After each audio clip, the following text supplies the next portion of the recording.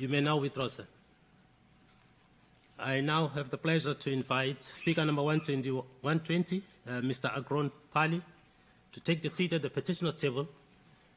And I request him to kindly request the time limit of no more than 4 minutes. You have the floor, sir.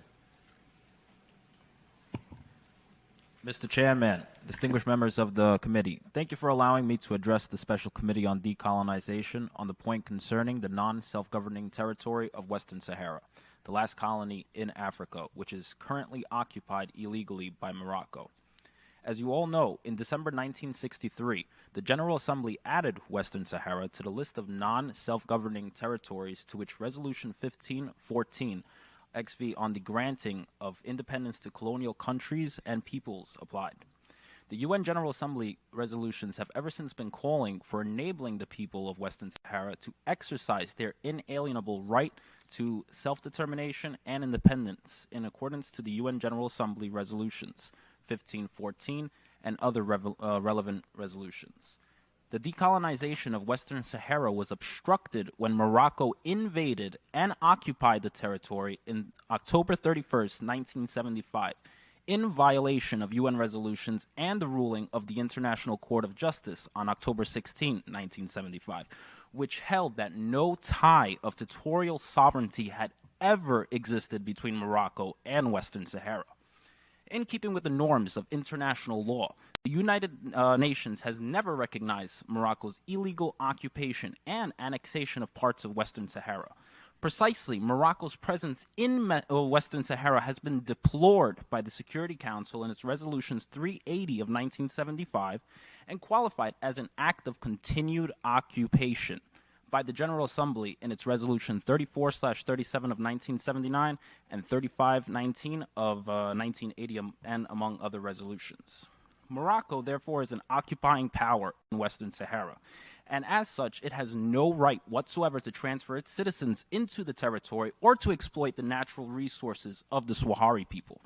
In the same vein, Morocco cannot offer the territory and its people any arrangement or form of governance because the occupied Western Sahara and the occupying state of Morocco are two distinct and different territories, as confirmed by the European Court of Justice in 2016. After all, what is illegal, and no one can give what they do not have. Moreover, no one is fooled when a totalitarian repressive regime like the Moroccan regime speaks about human rights and democracy that do not even exist in its own country, let alone occupied Western Sahara. Mr. Chairman, distinguished members of the committee, Western Sahara remains the only African non-self territory of the UN list since 1963. It is therefore the sacred duty. Excuse me, please. Excuse me, please. Yes. May I kindly remind speakers to refrain from personal attacks and straying from the item under consideration.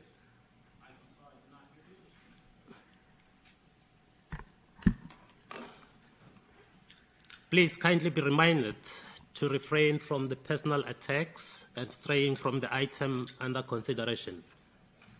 No problem. Mr. Chairman, distinguished members of this committee,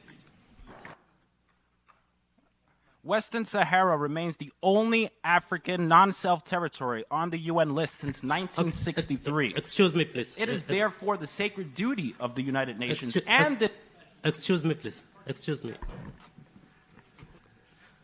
Let me repeat once again, and I do recognize the distinguished representative of Morocco. I'll give you the floor just in a minute. I just want to repeat once again to all the petitioners, to all the speakers, to please be reminded to refrain from personal attacks and remarks and actually straying away from the item under consideration. It is my pleasure to give the floor to the distinguished representative of Morocco.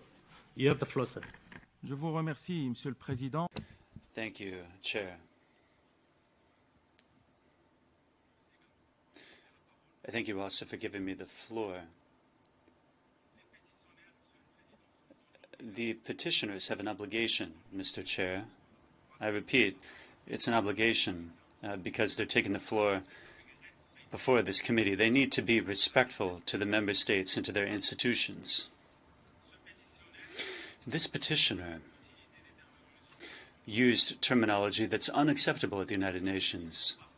We don't use it at the United Nations, and which my delegation will not allow to be used at the United Nations. In the United Nations, we don't talk about regimes, totalitarians. We talk about member states, and we talk about state institutions. This petitioner has the obligation to respect this. Thank you very much for having drawn his attention to that, and I would ask, I would ask for such terminology not to be used. These are all of the language used here with regard to Moroccan Sahara did not reflect the reality at all. Thank you very much. I thank the distinguished representative of Morocco for your comment. It is noted.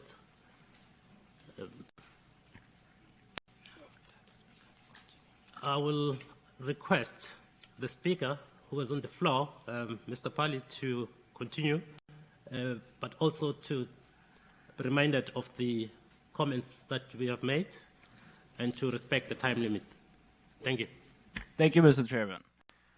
Morocco, therefore, is an occupying power in Western Sahara, and as such, it has no right whatsoever to transfer its citizens into the territory or exploit the natural resources of the Sahrawi people. In the same vein, Morocco cannot offer the territory and its people any arrangement or form of governance because the occupied Western Sahara and the occupying state of Morocco are two distinct and different territories as confirmed by the European Court of Justice in 2016. After all, what is illegal and no one can give what they do not have. Western Sahara remains the only African non-self territory on the UN list since 1963. It is therefore the sacred duty of the United Nations and this special committee in particular to assume their sacred duty towards the people of the territory until they are able to exercise their right to self-determination. Excuse me, please. Thank you very much, Mr. Pali, for the information that you have furnished to the committee, and I'm sorry for disrupting your speech. You have reached your time limit. You may now withdraw. Sorry.